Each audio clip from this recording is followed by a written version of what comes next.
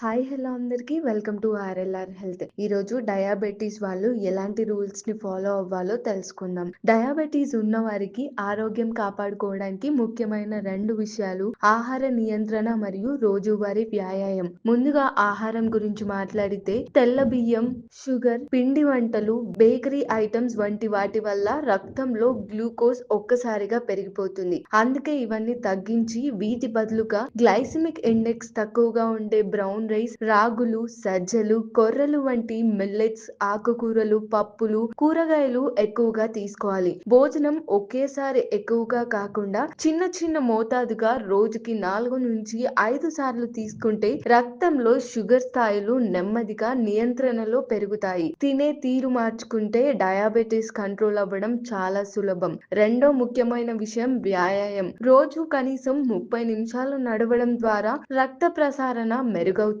Insulin స్పందన కూడా బలపడుతుంది. షుగర్ లెవెల్స్ నార్మల్ లోకి వస్తాయి. నడకతో పాటు యోగా, స్ట్రెచింగ్ వంటి తేలికపాటి వ్యాయామాలు చేస్తే శరీరం ఫిట్ గా ఉంటుంది. అలసట కూడా తగ్గుతుంది. రోజు కొద్దిగా కదలడం అంటే శరీరానికి ఔషధం ఇచ్చినట్టే. ఈ 2 టిప్స్ సరైన ఆహారం మరియు క్రమమైన నడక పాటిస్తే డయాబెటీస్ ఉన్నవారు కూడా ఆరోగ్యంగా, ఎనర్జీగా, ఆనందంగా జీవించగలరు. మరిన్ని హెల్త్ అప్డేట్స్ కోసం చూస్తూనే ఉండండి ఆర్ఎల్ఆర్ హెల్త్.